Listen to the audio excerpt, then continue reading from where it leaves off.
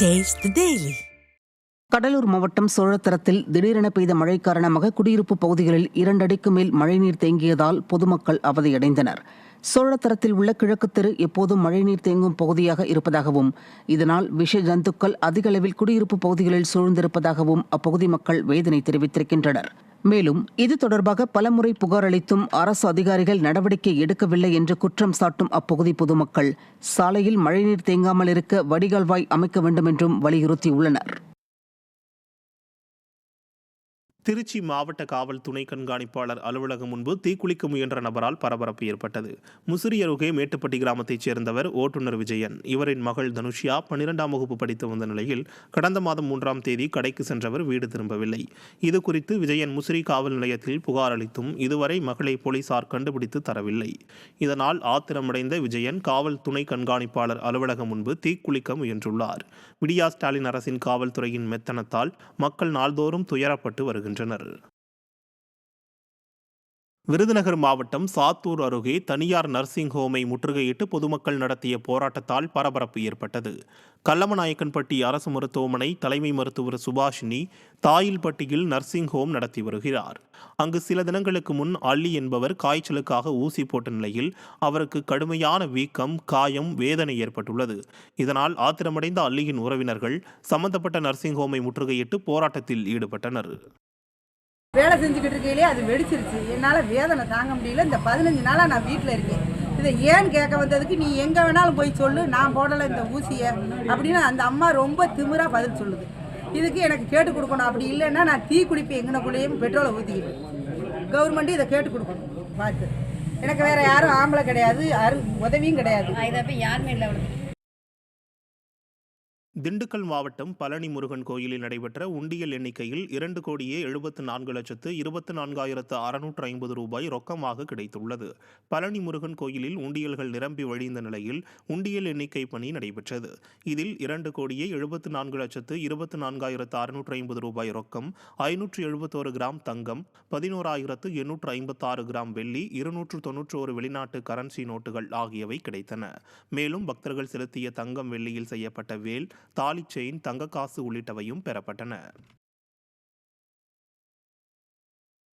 திருவாரூரில் அரசு மருத்துவக் கல்லூரி மருத்துவமனை வாசலில் சாக்கடை போல தண்ணீர் தேங்கி நிற்பதால் பொதுமக்கள் அவதியடைந்துள்ளனர். திருவாரூர் அரசு மருத்துவக் கல்லூரி மருத்துவமனைக்கு ONGC நிறுவனம் குடிநீர் சுத்திகரிப்பு இயந்திரத்தை அமைத்து தந்தது.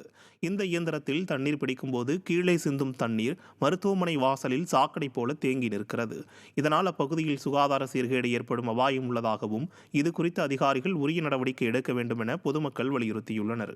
திறனற்ற திமுக அரசு மக்கள் நலனில் அக்கறை இல்லாமல் செயல்படுவதாக பொதுமக்கள் குற்றம் சாட்டியுள்ளனர். கிருஷ்ணகிரி மாவட்டத்தில் தார் சாலைகள் குண்டும் குழியுமாக காணப்படுவதாக விடியா ஸ்டாலின் அரசு மீது வாகன ஓட்டிகள் கடும் அதிருப்தி தெரிவித்துள்ளனர். ஊத்தங்கரை முதல் வெங்கடதாம்பட்டி புதூர் கிராமம் வரை சுமார் 2 கிலோமீட்டர் தூரத்திற்கு செல்லும் தார் சாலை கடந்த 4 ஆண்டுகளாக பழுதாகி குண்டும் குழியுமாக காணப்படுகிறது. இதனால் இரவு நேரங்களில் இருசக்கர வாகன விபத்துக்கள் ஏற்படுவதாக வாகன ஓட்டிகள் வேதனை தெரிவித்தனர். இதுகுறித்து விடியா ஸ்டாலின் அரசு மாவட்ட நிர்வாகத்திற்கு பலமுறை மனு அளித்தும் நடவடிக்கை எடுக்கவில்லை என பொதுமக்கள் குற்றம் சாட்டினர். திருச்சி மாவட்டம் துறையூர் அருகே இடி விழுந்து கோவில் கோபுரம் சேதமடைந்த சம்பவம் அப்பகுதியில் சோகத்தை ஏற்படுத்தியுள்ளது. துறையூர் பகுதியில் வெள்ளிக்கிழமை பலத்த இடி மின்னலுடன் சூறாவளி காற்றுடன் மழை பெய்தது.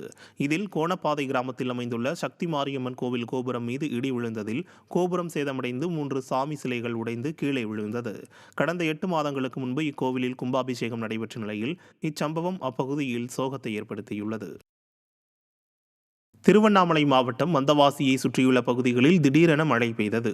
வெண்குன்றம், பாதிரி மற்றும் அமையப்பட்டு உள்ளிட்ட பல்வேறு கிராமங்களில் திடீரென பெய்த மழையால் வெப்பம் தணிந்து குளிர்ச்சியான சூழல் உருவானது. இதனால் பொதுமக்கள் மற்றும் விவசாயிகள் மகிழ்ச்சியடைந்தனர். இந்த நிலையில் வந்தவாசியில் 3 மணி நேரம் பெய்த மழையில் வடிகால் கால்வாய் இல்லாமல் மழைநீர் கடைகளுக்குள் புகுந்ததால் வியாபாரிகள் கடும் அவதியடைந்தனர்.